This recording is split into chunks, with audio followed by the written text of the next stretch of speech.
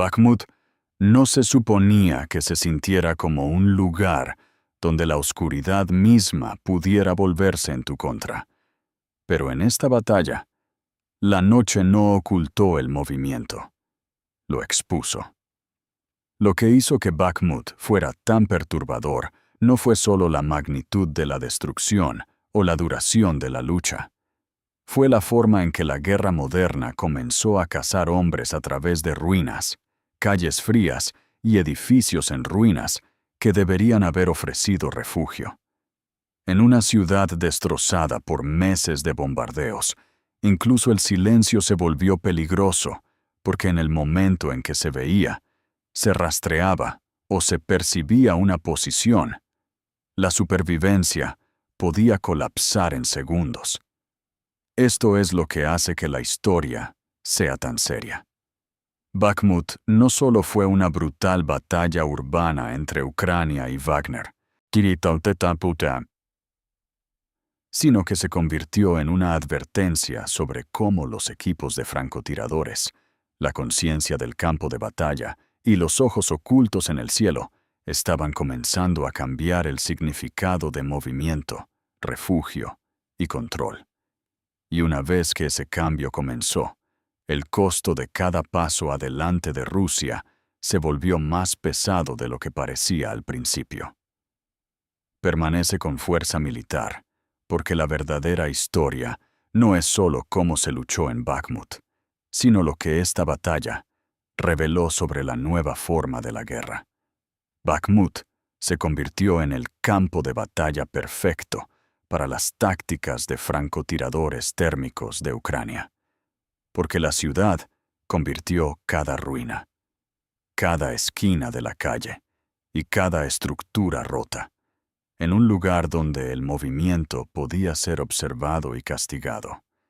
Esta no fue una pelea normal en terreno abierto.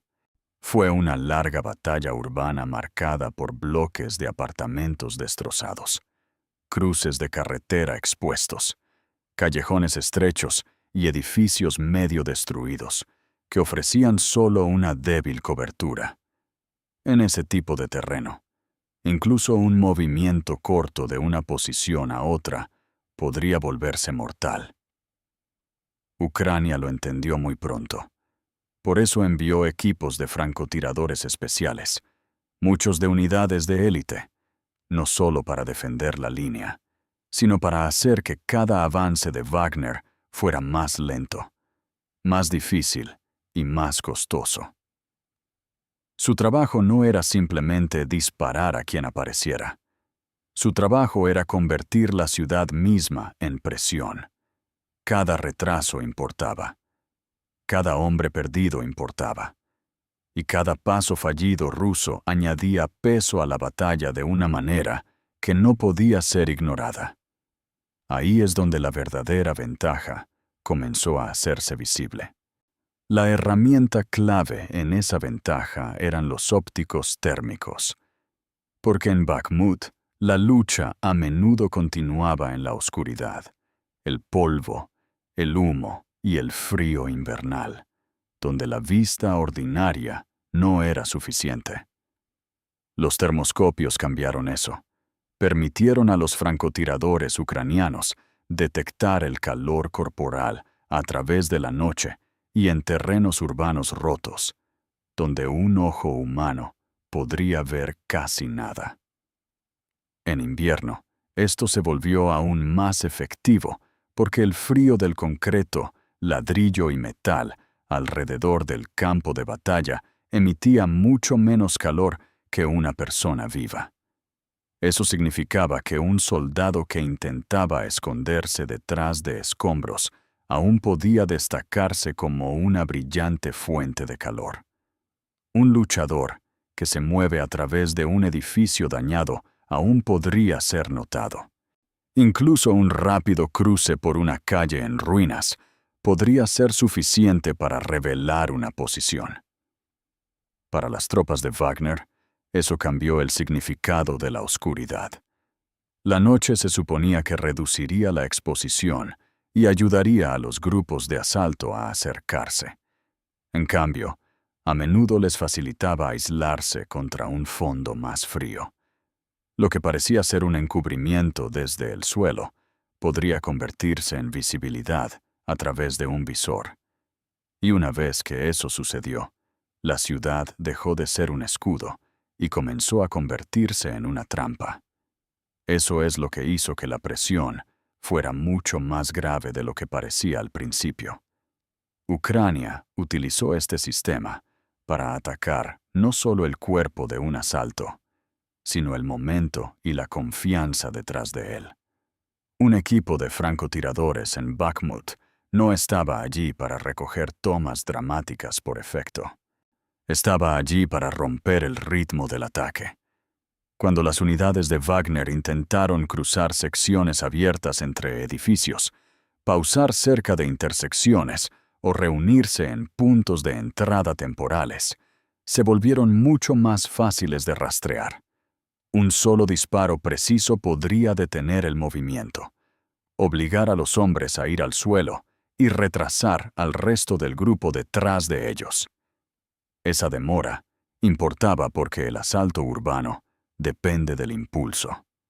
Una vez que se rompe ese impulso, la confusión se propaga rápidamente. Los hombres dudan, las rutas se vuelven inciertas, el comando a nivel de unidad pequeña se debilita, y lo que debería haber sido un empuje rápido comienza a convertirse en un esfuerzo lento y expuesto bajo una presión creciente. Esta es la razón por la que la actividad de los francotiradores ucranianos importaba mucho más allá de un objetivo a la vez.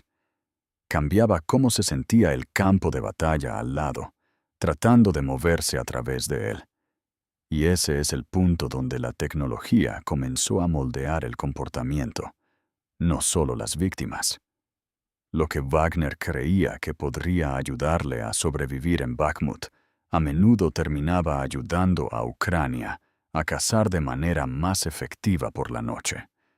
La oscuridad parecía útil. Los restos parecían protectores. La ciudad destrozada parecía un lugar donde pequeños grupos de asalto podrían avanzar sin ser vistos. Pero la óptica térmica invirtió esa lógica. En lugar de ocultar el movimiento, el entorno arruinado a menudo lo enmarcaba. En lugar de reducir el peligro, el campo de batalla invernal agudizó el contraste entre el calor humano y la piedra muerta. Así que Bakhmut se convirtió en el tipo de lugar donde el campo de batalla en sí trabajaba en contra del atacante. Y una vez que esa realidad se estableció, la pregunta más profunda ya no era solo quién tenía el siguiente bloque, sino cómo Ucrania convirtió la vista, el frío y el tiempo en un arma que alcanzó mucho más lejos que un disparo de francotirador. El visor térmico casi borró el antiguo valor de esconderse por la noche, porque transformó la oscuridad de protección en exposición. Un francotirador ya no necesitaba ver un rostro, una placa o incluso un contorno claro para saber que un objetivo estaba allí. El calor corporal era suficiente. Un hombre de pie detrás de escombros, un soldado cargando equipo pesado, tú o un combatiente que se detiene a observar una calle podrían aparecer como una clara fuente de calor contra el frío concreto y los ladrillos rotos. Eso cambió el significado del movimiento en Bakhmut después del atardecer. El caballero había ayudado una vez a las tropas de asalto a acercarse sin ser vistos, pero los ópticos térmicos hacían eso mucho más difícil. Lo que parecía oculto a la vista humana aún podía destacarse a través del alcance. Y en una ciudad destrozada por el bombardeo, donde las paredes estaban rotas y la cobertura a menudo era escasa, esa ventaja se volvió aún más grave. Así que el problema ya no era si Wagner podía moverse en la oscuridad, sino si la oscuridad todavía funcionaba para ellos en absoluto. Este es el lugar donde el campo de batalla comenzó a castigar viejos hábitos de una manera muy moderna. El mayor cambio táctico fue que el ocultamiento dejó de ser confiable en las mismas horas en que las tropas generalmente más confiaban en él. Un edificio dañado podría bloquear la vista normal, pero no siempre podría ocultar el calor. Un montón de escombros podría ocultar forma, pero no siempre presencia. En invierno, esto se volvió aún más peligroso, porque el fondo era más frío, y el cuerpo humano destacaba más claramente. Eso le dio a los equipos de francotiradores ucranianos una ventaja poderosa durante las largas noches de combate urbano. Podrían escanear calles, ventanas, callejones y huecos entre ruinas con mucha más confianza que las unidades que utilizan solo ópticas estándar. Algunas fuentes describen a los francotiradores ucranianos atacando objetivos a varios cientos de metros en la oscuridad. Incluso hay relatos de disparos a muy larga distancia, pero el verdadero valor en Bakhmut no se trataba de establecer récords. Se trataba de repetir el control noche tras noche y hacer que el enemigo se sintiera observado cada vez que intentaba moverse.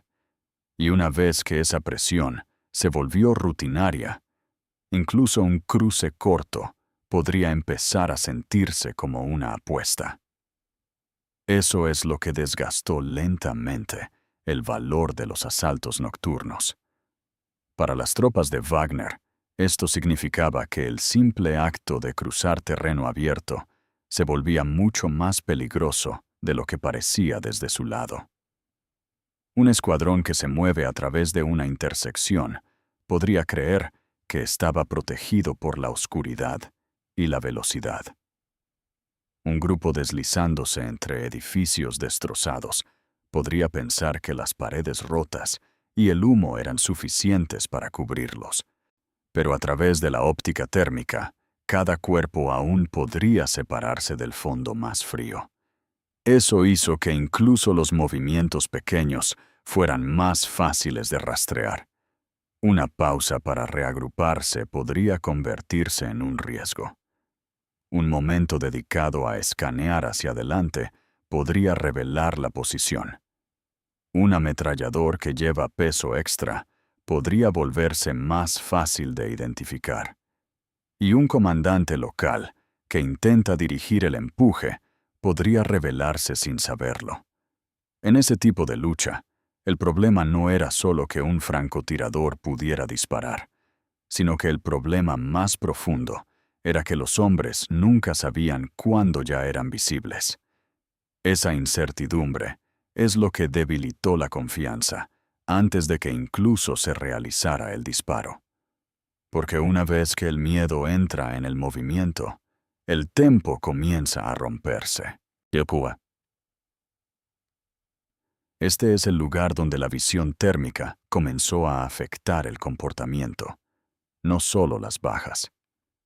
Las tácticas de aproximación de Wagner perdieron gran parte de su valor nocturno, porque muchas de sus rutas los obligaron a atravesar espacios que los ópticos térmicos podían explotar. En Bakhmut, esas rutas a menudo incluían intersecciones, patios expuestos, entradas medio colapsadas y pasajes estrechos entre estructuras dañadas. Estos no eran espacios aleatorios. Eran los puntos exactos donde los grupos de asalto tenían que reunirse, pasar o desacelerar. Eso los hizo más fáciles de monitorear y más fáciles de castigar. Así que, incluso cuando un ataque no destruía una unidad entera, aún podía retrasar el empuje, dispersar a los hombres y obligar a otros a esperar más tiempo bajo estrés. Por eso los ópticos térmicos importaron tanto en esta batalla. No solo ayudaron a Ucrania a ver al enemigo, ayudaron a Ucrania a despojarse de una de las protecciones más antiguas del atacante en el campo de batalla y convertir la noche misma en una trampa, lo que lleva directamente a cómo los equipos de francotiradores y los ojos de los drones comenzaron a trabajar juntos como un solo sistema. Los equipos de francotiradores de Ucrania se volvieron mucho más peligrosos en Bakhmut, porque no lucharon como tiradores solitarios, sino como pequeños sistemas disciplinados, construidos en torno al trabajo en equipo, el tiempo y el control. Cada equipo generalmente trabajaba en pareja. Uno era el tirador, cuya tarea era disparar con precisión en el momento adecuado. El otro era el observador, que vigilaba el campo, medía distancias, estudiaba movimientos, seguía cambios y ayudaba a decidir qué objetivo importaba más. Esa división del trabajo hizo una gran diferencia en el combate urbano.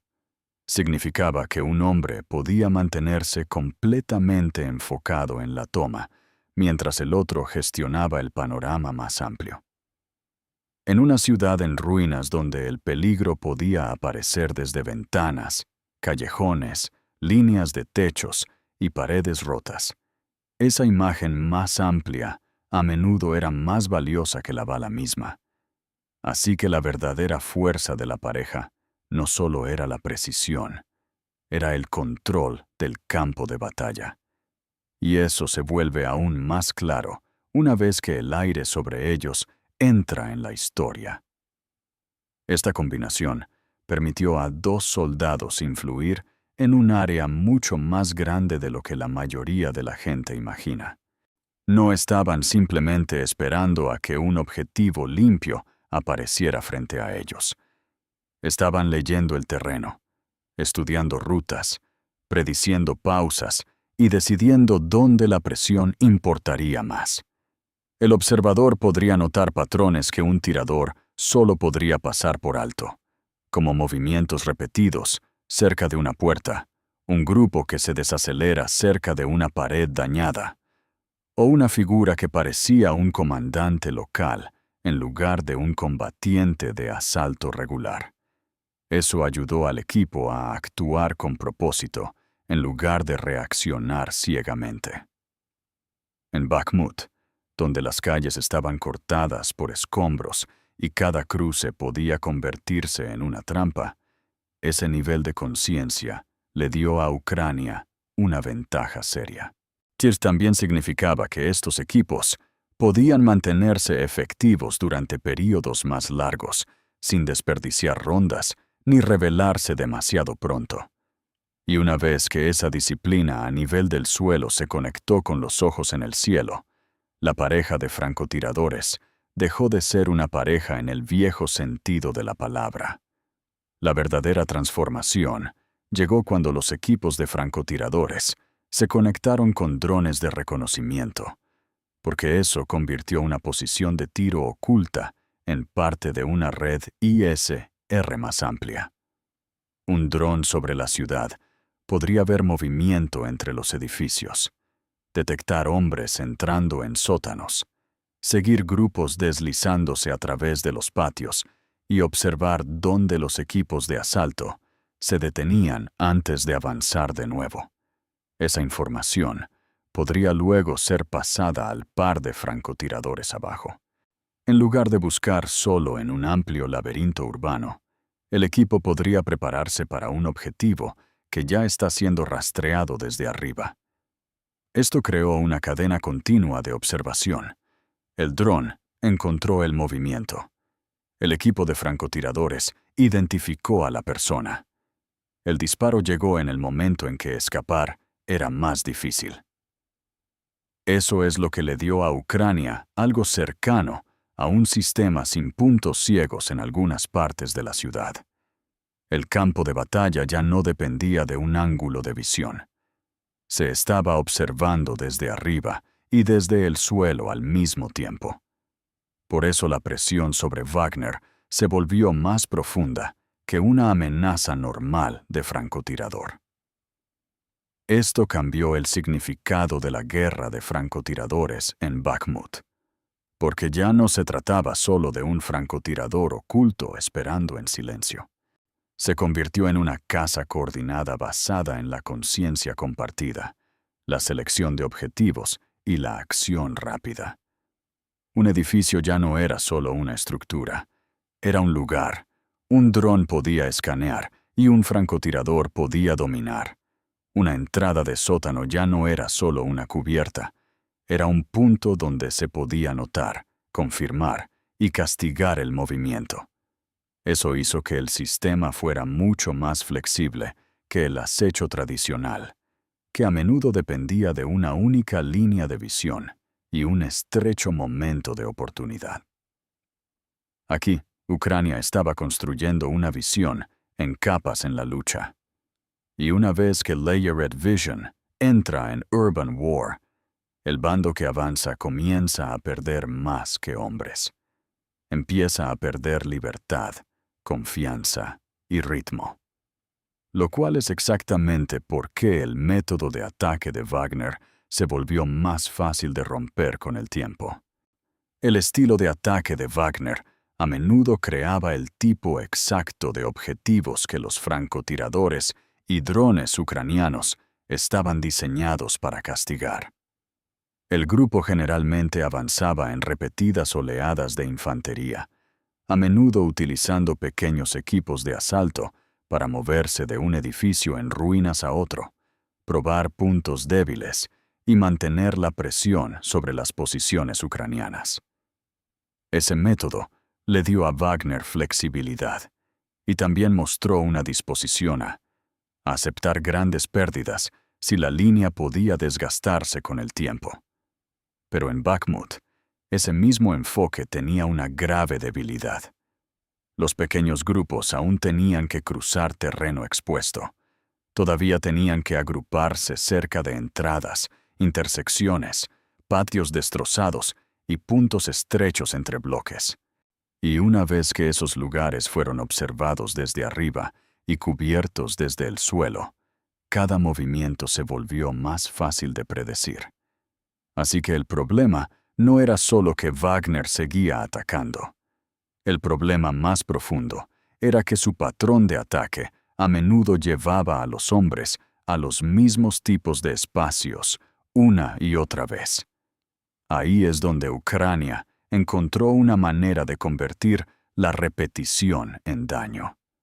Lo que hacía que estas rutas de asalto fueran tan peligrosas era el simple hecho de que no se elegían libremente. En la guerra urbana, las unidades no se mueven donde quieran. Se mueven donde las paredes lo permiten, donde se puede escalar escombros, donde existen huecos entre edificios y donde una calle, puerta, escalera o patio ofrece al menos alguna oportunidad de avanzar. Eso significaba que muchos equipos de Wagner fueron canalizados en líneas de movimiento predecibles. Una vez que se identificó una ruta como esa, las fuerzas ucranianas no necesitaban dominar cada metro de la ciudad. Solo necesitaban controlar los puntos que el enemigo tenía pocas opciones más que usar. Un dron podría observar un acercamiento. Un francotirador podría esperar sobre un cruce. La óptica térmica podría cubrir las horas de oscuridad. Entonces, una pequeña área podría comenzar a causar retrasos mucho más allá de su tamaño. Así es como una batalla urbana se convierte más en presión que en simple distancia. Y en Bakhmut, la presión seguía aumentando donde el movimiento se estrechaba. Algunos de los ejemplos más claros provienen de las partes más disputadas de la ciudad, especialmente cerca de las rutas de acceso centrales y los accesos alrededor del río Bakhmutka.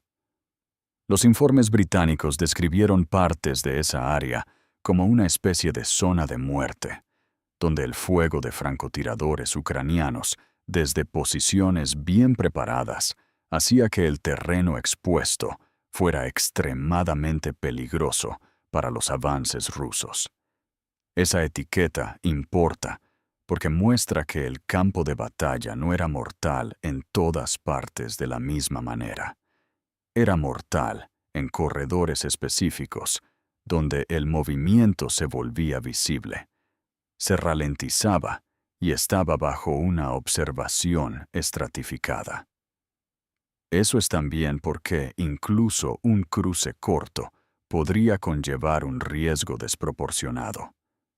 Unos segundos al aire libre podrían ser suficientes para que un dron confirme movimiento, para que un equipo de francotiradores se mantenga listo, o para que un empuje planificado pierda forma antes de que se forme completamente. Así que el verdadero problema no era solo cuántos hombres Wagner enviaba hacia adelante, sino con qué frecuencia tenían que atravesar el mismo tipo de terreno expuesto en condiciones que Ucrania ya había preparado para explotar. Una vez que ese ciclo se repitió, el costo aumentó día tras día. Esto tuvo un efecto más amplio en el ritmo de la batalla, porque Wagner no solo estaba moviendo equipos de asalto a través de esas rutas, también tenía que mover municiones, evacuar a los hombres heridos, rotar al personal y traer nuevos grupos para mantener la presión viva. Si el mismo terreno era peligroso para un ataque, también era peligroso para el sistema de apoyo detrás de ese ataque. Eso significaba que las pérdidas podrían extenderse más allá de la primera ola. Una ruta bajo observación podría ralentizar los refuerzos. Un cruce peligroso podría retrasar los suministros. Un equipo dañado podría volverse más difícil de recuperar. Y cuando eso sigue sucediendo, el impulso comienza a desvanecerse incluso antes de que cambie el mapa de batalla más grande. Este es el punto clave. Ucrania no necesitaba sellar toda la ciudad de una vez. Solo tenía que dominar los lugares que Wagner se vio obligado a tocar, y por eso cada asalto se volvió más caro con el tiempo. Planteando la pregunta más amplia de cómo esas pérdidas dañaron lentamente la calidad del poder de combate ruso en sí. Los francotiradores de Ucrania hicieron más que matar soldados rusos en Bakhmut. Dañaron lentamente la calidad de combate de Wagner con el tiempo. Ese es el verdadero punto de esta fase de la batalla. Estos equipos no estaban disparando a hombres al azar solo porque apareciera un objetivo. Estaban buscando a las personas que mantenían una unidad unida bajo presión. Eso a menudo significaba líderes de escuadra, ametralladores, coordinadores o el hombre que daba señales durante un asalto. Cuando uno de esos hombres fue removido, la pérdida fue más allá de un cuerpo en el suelo. Debilitó el control, redujo la disciplina de fuego y hizo que el resto del grupo fuera menos efectivo en medio del caos. En el combate urbano, donde los segundos importan y las rutas pueden colapsar rápidamente, ese tipo de daño se propaga rápidamente. Y una vez que un disparo preciso comienza a cambiar el comportamiento de todo el grupo, la guerra de francotiradores se convierte en algo mucho más grande que un simple conteo de bajas. El efecto más profundo provino de la repetición, porque el mismo tipo de pérdida seguía ocurriendo una y otra vez durante una batalla que duró meses. Si un grupo de asalto perdía a un líder, el siguiente empuje a menudo tenía que depender de alguien con menos experiencia, un conocimiento local más débil o menos confianza bajo fuego. Si un ametrallador era alcanzado, el equipo perdía parte de su poder de supresión en el momento en que necesitaba moverse. Si un hombre que guiaba el asalto era removido, la unidad podría dudar en una puerta, agruparse cerca de una cobertura o perder la dirección en un bloque en ruinas donde cada giro equivocado conllevaba peligro. Así es como la calidad comienza a caer. No todo de una vez, sino paso a paso. Los novatos podrían reemplazar a los hombres muertos, pero reemplazar la habilidad, el tiempo y la confianza dentro de una pequeña unidad de asalto era mucho más difícil. Por eso el costo del campo de batalla estaba creciendo de una manera que los números por sí solos no podían mostrar completamente. Ucrania también hizo esto más difícil de detener, porque sus equipos de francotiradores rara vez permanecían en un solo lugar después de disparar. Después de apretar el gatillo, el equipo podría cambiar de piso, cambiar de habitaciones, moverse por un pasillo dañado o salir del edificio por completo antes de que las fuerzas rusas pudieran reaccionar lo suficientemente bien. Eso hizo que el trabajo del francotirador de contracarga fuera mucho más difícil. Las unidades rusas no estaban cazando un nido fijo. Estaban persiguiendo un objetivo que apareció, golpeó y desapareció en una ciudad en ruinas, en un lugar como Bakhmut, donde las ruinas creaban muchos ángulos de disparo y rutas de escape. Esa movilidad importaba casi tanto como la puntería. Rusia sí capturó Bakhmut en mayo de 2023. Pero la batalla duró alrededor de 9 meses y tuvo un alto costo. Algunas estimaciones sitúan las pérdidas rusas en la campaña en más de 30.000 bajas, y Wagner mismo se debilitó drásticamente más tarde como una fuerza de combate organizada. Así que el efecto principal de la actividad de francotiradores y drones de Ucrania no fue que salvara la ciudad para siempre. Fue que ralentizó el avance, estiró la batalla, aumentó el costo y convirtió la eventual victoria de Rusia en una profundamente costosa. Bakhmut dejó atrás más que la imagen de una ciudad destruida tras 9 meses de lucha. También mostró cómo la guerra moderna está cambiando a un nivel muy pequeño, pero con efectos en el campo de batalla muy grandes. Con pares de francotiradores, ópticas térmicas y drones de reconocimiento, Ucrania demostró que una fuerza más pequeña aún puede ralentizar a un atacante más fuerte si controla la vista, el tiempo y el movimiento. Esto no solo se trataba de disparos precisos, se trataba de romper el ritmo de asalto, aumentar el estrés en el campo de batalla y obligar a Wagner a pagar más por cada paso adelante. Rusia puede haber capturado Bakhmut al final, pero el costo de esa victoria mostró algo importante. En la guerra urbana de hoy, el lado que controla la información y la presión puede convertir incluso una ciudad arruinada en una trampa larga y dolorosa. Y esa lección importará mucho más allá de Bakhmut. Suscríbete a Military Force para obtener informes más claros y profundos sobre armas, campos de batalla y las fuerzas políticas que están dando forma a la guerra moderna.